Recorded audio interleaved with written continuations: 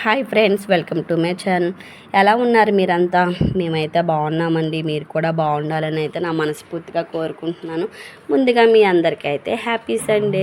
మేము మార్నింగ్ ఏం చేస్తున్నామంటే జీడిపిక్కలు అయితే కాలుస్తున్నాము. అంటే ఈవినింగ్ పాయసం చేద్దామని అయితే జీడిపిక్కలు అయితే కాలుస్తున్నాము. కాకపోతే పాయసం వరకు కూడా ఈ జీడిపిక్కలు అయితే లేవు, మేము తినేసామన్నమాట. ఏదైనా మన సొంతది అనే ఫీలింగ్ ఉంటే బాగుంటుంది కదా. అంటే మనం కొనుక్కొని కూడా తింటాము, కాకపోతే ఏంటంటే మా తోట జీడిపిక్కలు అనమాట, చాలా బాగున్నాయి. తర్వాత ఏం చేశారంటే చేపలు తీసుకున్నారండి. అవి 50 రూపీస్ అనమాట చేపలు. వీటిని పెద్ద పెరుగులు అంటారు, బేడ్స్లు అని కూడా అంటారు.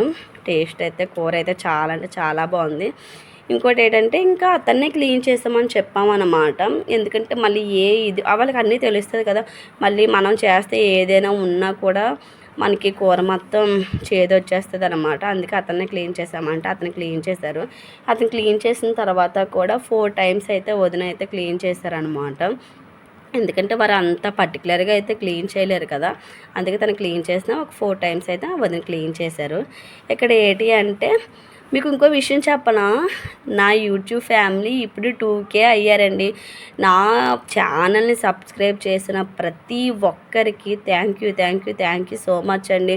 అంటే నాకంటూ ఏమీ తెలియకుండా నేను యూట్యూబ్ ఛానల్ అయితే స్టార్ట్ చేశాను. అటువంటిది నాకు ఇప్పుడు నా ఛానల్కి 2K అంటే 2000 మంది అయితే సబ్స్క్రైబర్స్ అయితే అయ్యారు. 2089 మంది సబ్స్క్రైబర్స్ అయ్యారు. నిజంగా చాలా థ్యాంక్స్. నన్ను నా పిల్లల్ని సపోర్ట్ చేస్తున్నందుకైతే మీ అందరికీ చాలా థ్యాంక్స్ అండి. ముందు కూడా మమ్మల్ని ఇలాగే సపోర్ట్ చేయండి. ఇక్కడ ఏంటంటే వదిన అయితే ఇంకా కూర వండేస్తాను అమ్మ, ఇంకెందుకు అని చెప్పేసి అన్నారు. సరే అని చెప్పేసి నాకు ఈ కూర వండడం రాదు. ఇంకో విషయం చెప్పనా, ఈ చేపలు ఏంటంటే పురటాలకి కూడా చాలా మంచిదండి. ఎందుకంటే పురటాలు తింటే వాళ్ళకి పాలు పడతాయంట. చాలామందికి కొంతమందికి ఏంటంటే పాలు ఉండవు కదా. అలాంటి వాళ్ళు ఈ చేపలు తింటే వాళ్ళకైతే పాలు అయితే పడతాయి. ఎందుకంటే నేను పురటాలకు ఉన్నప్పుడు కూడా మా అమ్మ అయితే నాకు వండి పెట్టింది. ఇక్కడ ఏంటంటే కూర వండేస్తున్నారనమాట. ముందుగా ఏంటంటే కళాయి పెట్టి ఆయిల్ వేసి ఉల్లిపాయలు పచ్చిమిరపకాయలు వేసిన తర్వాత ఉడికిన తర్వాత టమాటా వేయాలన్నమాట.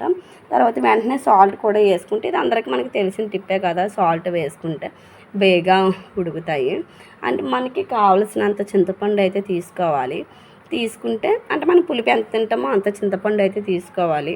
తర్వాత ఇప్పుడు ఆ పేస్ట్ ఏంటంటే ఉల్లిపాయ, టమాటీ, జీలకర్ర, ఆవాలు కలిపిన పేస్ట్ అనమాట. మా సైడ్ ఏంటంటే ఆవాలు కూడా వేస్తాము, మిక్స్ చేసి వేస్తాము. చాలా అంటే చాలా బాగుంటుంది.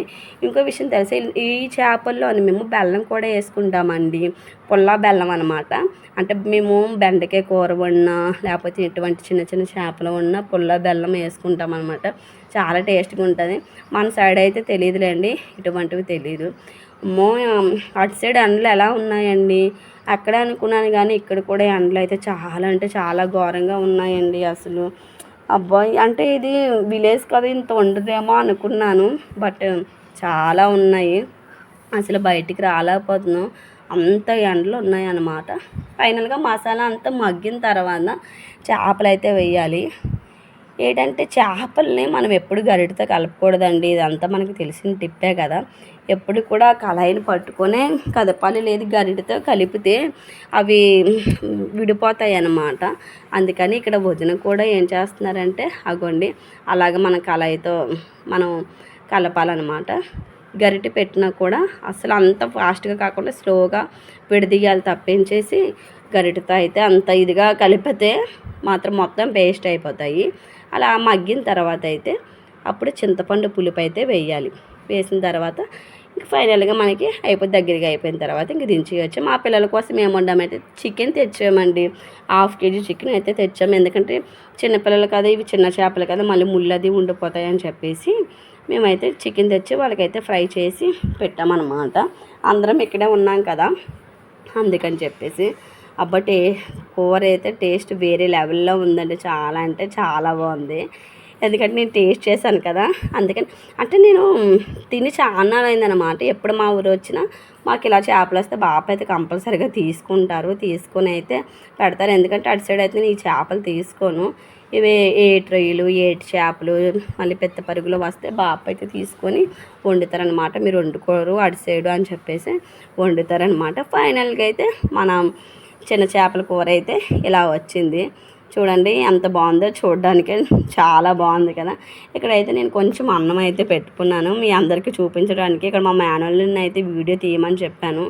మరి వాడు ఎలా తీసాడో మీ వీడియో చూస్తే తెలుస్తుంది మీకు. చూడండి టేస్ట్ అయితే బాగుందండి.